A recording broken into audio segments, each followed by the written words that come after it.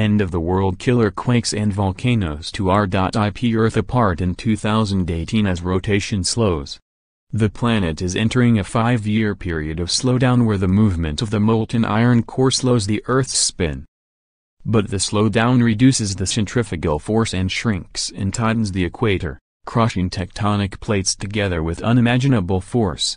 Anyone living on the planet's major fault lines, which run the western USA, southern Europe, the Middle East, South America and the so-called Ring of Fire in the Far East, is in serious danger, experts warn. In the slow spin years, like 2018, the number of major earthquakes more than doubles. On average the planet sees about 15 major quakes per year, however next year as many as 35 quakes higher than magnitude 7 are predicted. A magnitude 7 earthquake is formally described as causing damage to most buildings, some to partially or completely collapse or receive severe damage. Well-designed structures are likely to receive damage felt across great distances with major damage mostly limited to 250 kilometers from epicenter.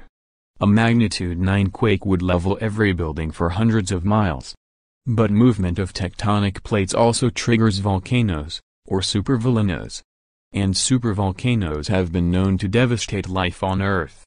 The currently erupting Mount Agung in Bali was the site of a spectacular supereruption 74,000 years ago, and USA's Yellowstone Park is sited over one of the planet's biggest caldera, bang on the San Andreas Fault between the Pacific tectonic plate and the North American plate.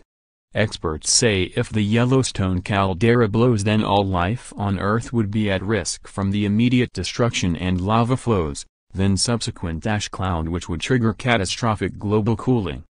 Researchers at the annual meeting of the Geological Society of America produced evidence that periods of slow rotation over the last 100 years have coincided with substantially more earthquakes than average. Study co-author Roger Blum, a geophysicist at the University of Colorado Boulder, told science website Live Science, "The numbers of earthquakes that have occurred each year in the past century are well known. The changes in Earth's rotation rate are also well known. All we have done is to compare these two well-known lists of numbers and report an interesting and useful relationship." Mr. Blum and his colleague, Rebecca Bendick, a geophysicist at the University of Montana in Missoula, looked at the history of earthquakes of magnitude 7 or greater since 1900. On average, there were about 15 major earthquakes per year since 1900, but during slowdown periods this figure rises to as many as 35.